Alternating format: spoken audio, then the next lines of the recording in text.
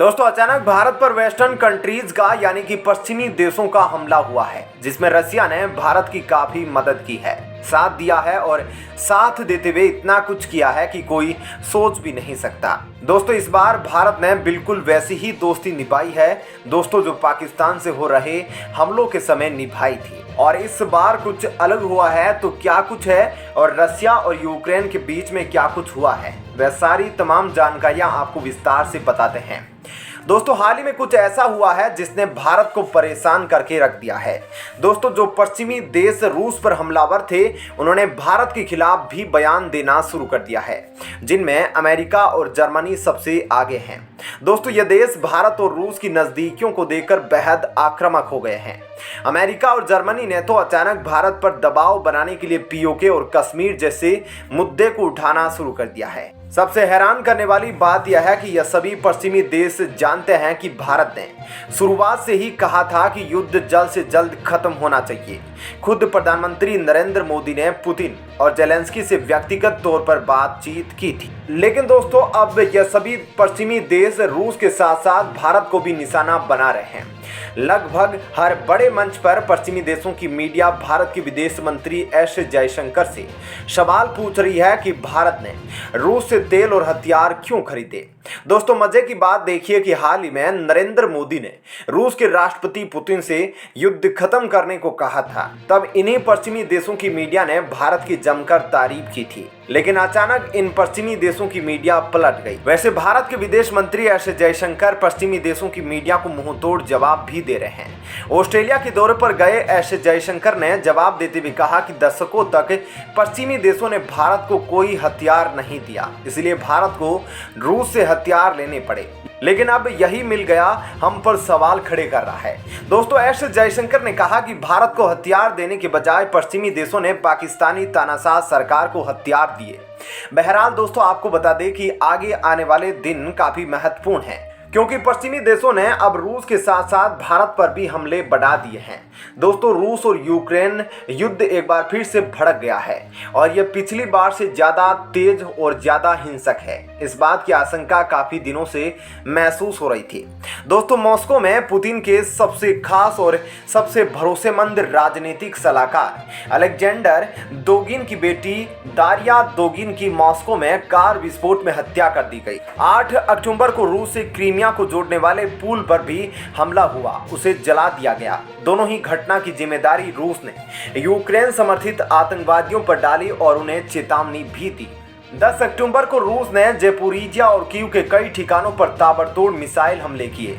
दरअसल जब फरवरी में रूस और यूक्रेन युद्ध शुरू हुआ था तो यह अंदेशा था कि यह लड़ाई किसी खतरनाक मोड़ पर जा सकती है, लेकिन बीच में कुछ ऐसा महसूस हुआ कि पुतिन जो चाहते थे वह उन्हें मिल गया, यानी यूक्रेन का पूर्वी हिस्सा इसको रूस में मिलाकर पुतिन शांत बैठ गए, क्योंकि पुतिन हमेशा से रूस और यूक्रेन के बीच में बफर जोन चाहते थे और पूर्वी यूक्रेन के हिस्से को रूस में मिलाने के बाद उन्हें वह बफर जोन मिल गया। लेकिन इस बीच पश्चिमी देशों ने लगातार इस युद्ध को भड़काने की कोशिश की, जैसे कि रूस को लगातार पैसे और हथियार दिए जाते रहे, जिससे कि वे रूस पर नए हमले शुरू कर सके। इसका उद्देश्य था कि किसी भी तरह से पुतिन को और भड़काया जाए ताकि वह इस युद्ध को और लंबा खींच सके और पश्चिमी देशों को रूस पर निशाना लगाने का मौका लगातार मिलता रहे।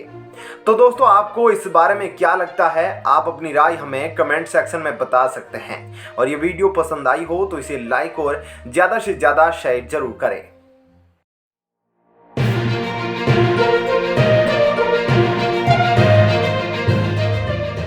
दोस्तों आप यहाँ देख सकते हैं कि कैसे 10-15 पुलिस ऑफिसर और वह भी आईपीएस के नेतृत्व में एक घर पर अपने बुलडोजर के साथ पहुंच गए।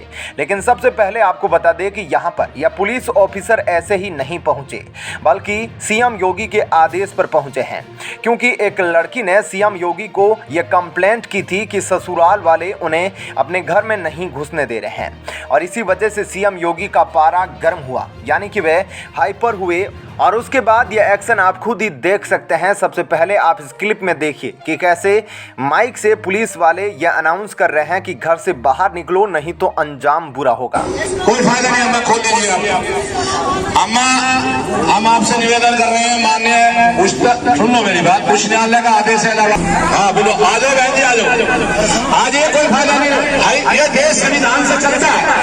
आपको अपनी बात रखनी है तो न्यायालय में रखें। आपने सुना ना दोस्तों कि कैसे पुलिस वाले लगातार दरवाजा नेचुरल तरीके से खुलवाने की कोशिश कर रहे हैं, यानी कि घर वालों से ही खुलवाने की कोशिश कर रहे हैं। लेकिन घर वाले इतने डर गए थे कि वह ना ही कुछ बोल पा रहे थे और ना ही गेट पर आ रहे थे और ना ही ये किसी बात का रिस्पॉन्स दे रहे थे। तो दोस्तों इन पुलिस ऑफिसर का और आईपीएस ऑफिसर का गुस्सा इतना बढ़ गया कि इन्होंने बुलडोजर तक बुलवा लिया। दोस्तों सबसे पहले आप कमेंट करके बताइएगा कि क्या ऐसे लोगों को जो दहेज के लिए, यानी कि अगर उनको पैसे कम मिलते हैं शादी में तो वे लड़की को भगा देते हैं, यानी कि अपनी बहू को भगा देते हैं, वैसे लोगों के साथ क्या करना चाहिए? क्या उन्हें उम्र कैद तक की सजा नहीं देनी चाहिए? क्योंकि इस तरह से एक लड़की की लाइफ सही नहीं रहती है और इस वजह से हमें तो लगता है कि ऐसे लोगों को बड़ी सजा देनी चाहिए।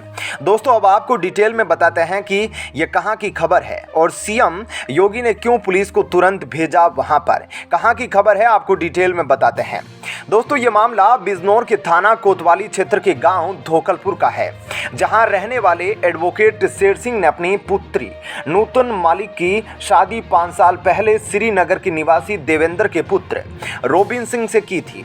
लेकिन बताया गया कि शादी के 3-4 महीने बाद ही मनचाहा दहेज ना मिलने की वजह से पति ने पत्नी के साथ मारपीट करना शुरू कर दिया और उसे अपने घर से निकाल दिया। उसके बाद लड़की के घर वालों ने लड़के के खिलाफ थाने में रिपोर्ट भी दर्ज करवाई थी और इसके बाद हाईकोर्ट ने भी घरेलू हिंसा के तहत मुकदमा दर्ज किया था। और इसके बाद जब हाईकोर्ट ने महिला को अपने ससुराल में प्रवेश दिलाने की परमिशन जारी की तो उसके बाद ही पूरा पुलिस प्रशासन महिला के ससुराल के बाहर पहुंच गया, क्योंकि हाईकोर्ट का ऑर्डर देने के बाद भी महिला के ससुराल वालों ने अपना गेट बंद कर रखा था और उस महिला को अंदर घुसने नहीं दे रहे थे।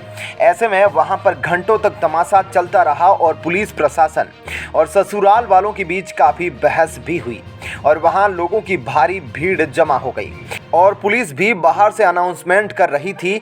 और ऐसे में पुलिस प्रशासन उन लोगों से कह रहा था कि आप गेट खोल दीजिए, ऐसे कोई फायदा नहीं है, क्योंकि यह उच्च न्यायालय के आदेश है और आपको देश में रहते हुए नियम और कानून का पालन करना पड़ेगा।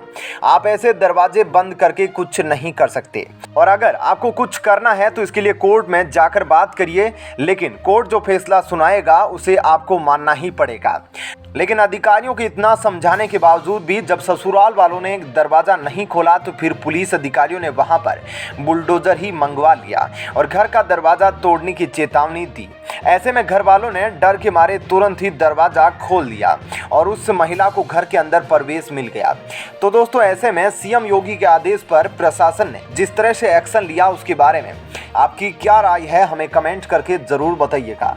साथ ही वीडियो को ज़्यादा से ज़्यादा लाइक और शेयर जरूर करें।